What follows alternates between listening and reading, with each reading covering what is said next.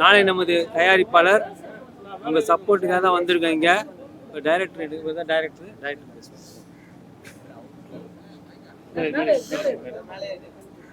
அனைவருக்கும் வணக்கம். நாளை நமது திரைப்படம் Sri Durga creations movie sir first படம். இந்த படம் ஒரு அரசியல் விழிப்புணர்வு பற்றிய படம். உனக்கான அரசியலை நீ தேர்ந்தெடுக்காவிட்டால் நீ வெறுக்கும் அரசியலால் ஆளப்படுவாய் அப்படின்ற ஒரு லெனினோட வரிகள் தான் இந்த படத்தோட கதையை.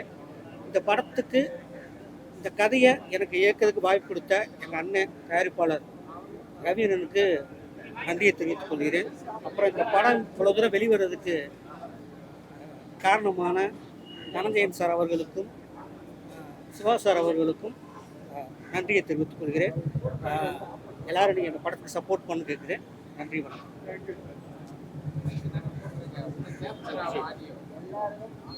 படத்தோட மியூசிக் டைரக்டர் ஹரிகிருஷ்ணன். வணக்கம். இந்த படத்தோட மியூசிக் டைரக்டர் என் ஃபஸ்ட்டு மூவி. அப்புறம் இந்த படத்தை எல்லாருமே தேட்டரில் போய் பாருங்கள், சப்போர்ட் பண்ணுங்கள். அதுக்கப்புறம் எனக்கு வாய்ப்பு கொடுத்த ப்ரொடியூசர் சாருக்கு நன்றி. என்னை நம்பி கொடுத்தாரு, நான் அந்த பெஸ்ட் எனக்கு கொடுத்துருக்கேன். அதுக்கப்புறம் ஆனால் எல்லாருமே மூவி வந்து தேட்டரில் பண்ணுங்க, பாருங்க, சப்போர்ட் பண்ணுங்கள். நன்றி.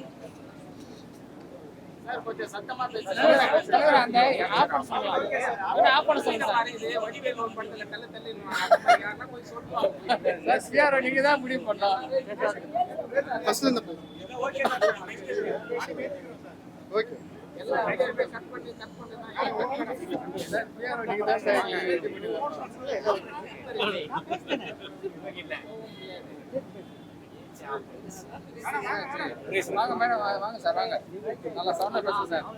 எல்லாருக்கும் வணக்கம்.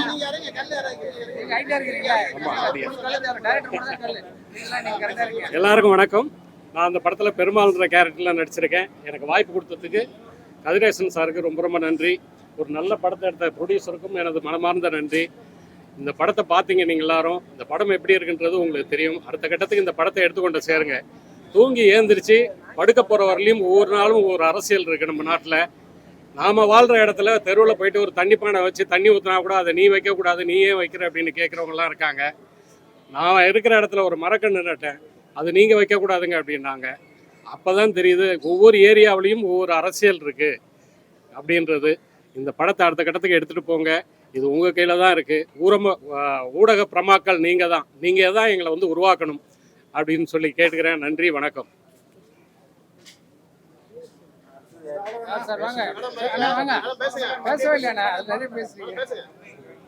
எல்லாருக்கும் வணக்கம்.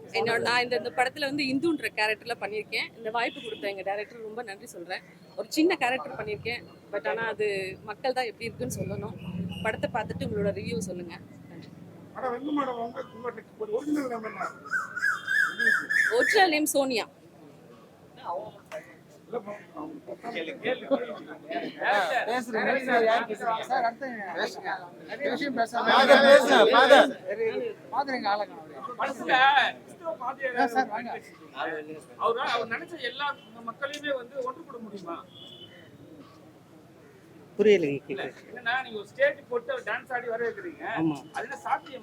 ஒரு சின்ன முயற்சி தானே. அதாவது நம்ம ஒரு டான்ஸு ஒரு கலை நடக்கிறப்ப மக்கள் தன்னை இயல்பாக கூடுவாங்க இல்லையா, அதுக்காக தான் அந்த கேரக்டர் அந்த ஒரு யோசனை பண்ணி அப்படி ஒரு ஐடியா பண்ணிச்சு. அதுவும் பிடிச்சமான விஜய் சாங்கு அஜித் சாங்கு போட்டால் தன்னை போல் அவங்க ஆட்டத்துக்கு மக்கள் எதை யோசிக்க மாட்டாங்க. சின்ன குழந்தை போல வருவாங்க.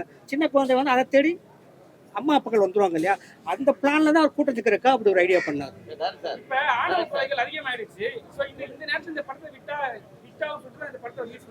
அப்படிலாம் இல்லை. இந்த படம் எடுத்து நாங்கள் வந்து முன்னாடி எடுத்துட்டோம். ஆணவக்கள் இப்போ இல்லைங்க, எப்போவுமே காலமாக நடந்துட்டு தான் இருக்கு. நல்ல கதைகள் இருக்கு. நீங்க சினிமா எடுக்க வந்தீங்களா இல்ல சினிமா எடுக்க வந்தீங்களா?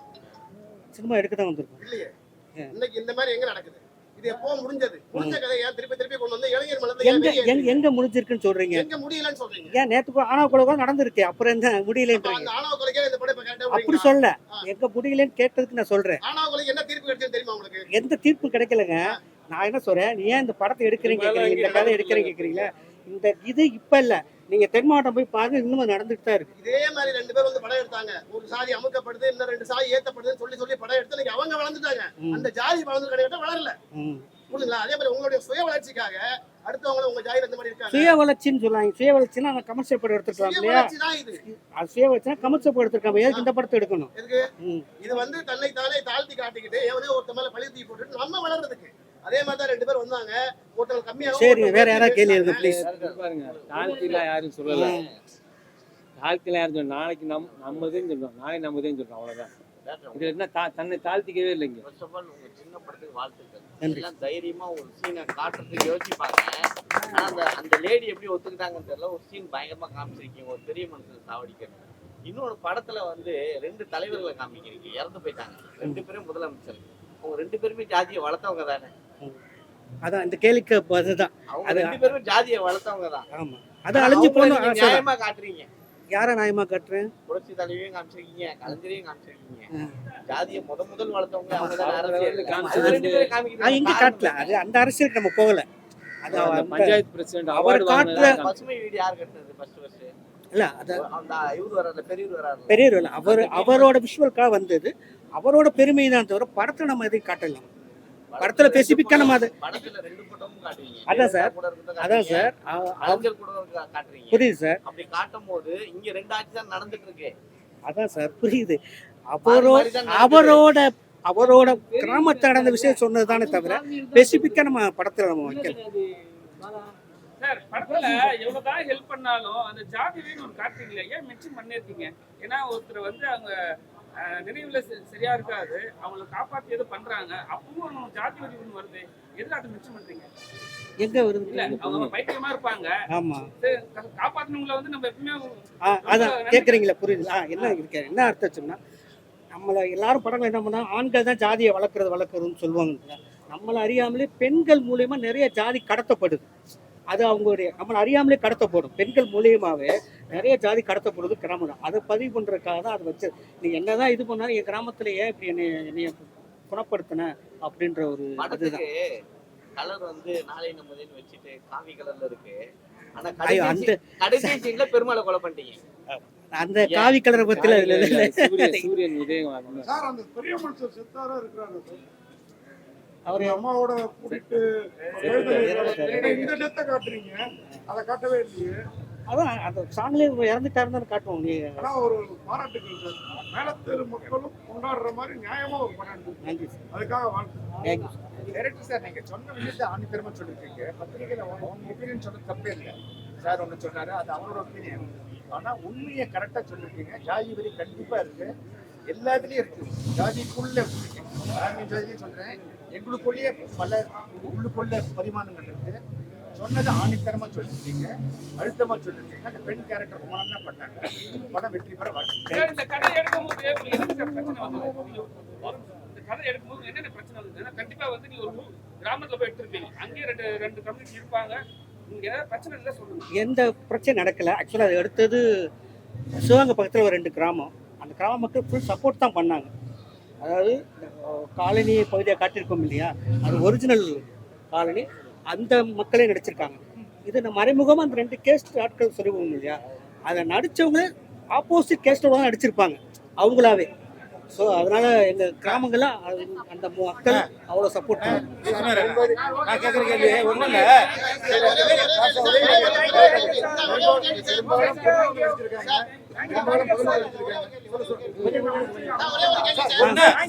நான் கேட்ட கேள்விக்கு வந்து நம்ம ராசிபுரத்துல வந்து ஊராட்சி மன்ற தலைவரை வந்து உள்ள விடக்கூடாது, கீழே உட்காரணும்னு சொல்லி அது வந்து நடந்துருக்கு. அதுக்கு நீங்க அதை சொல்ல வேண்டியதான், நீங்க தயங்குறீங்க.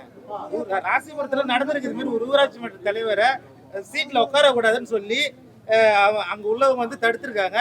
அந்த அவங்களை அடிச்சு ஹாஸ்பிட்டல்ல சேர்த்திருக்காங்க. அதை தான் நீங்க எடுத்திருக்கீங்க. அதை நீங்க சொல்லுங்க, இது மாதிரி வந்து நீங்க இது மாதிரி நடந்திருக்கீங்க, உண்மை சம்பவம் தான் நான் எடுத்தேன் அப்படின்னு நீங்க சொல்லுங்க. நீங்க நடந்துகிட்டு தானே இருக்கு. எல்லா கிராமம் நடந்துதான் இருக்கு. இல்ல அதை நீங்க உண்மையை ஓப்பனா சொல்லிருக்கணும். பத்திரிகையாளர்கிட்ட நீங்க சொல்லுங்க, தெரியணும்ல இது மாதிரி நடந்துகிட்டு நடந்துகிட்டு இருக்கு. அதான் சொல்லுங்க.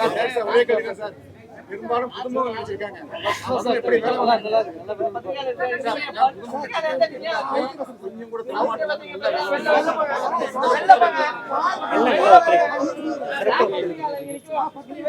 நன்றி, தேங்க்யூ.